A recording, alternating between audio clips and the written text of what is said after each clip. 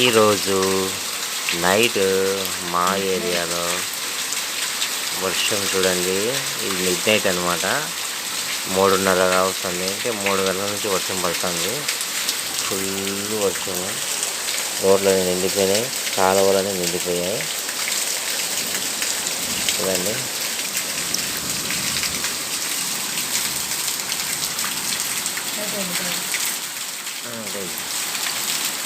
అబ్బా, ఇది ఇప్పుడు చూడాలి.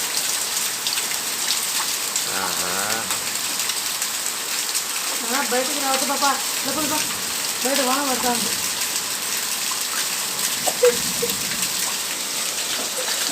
మంది వస్తారా?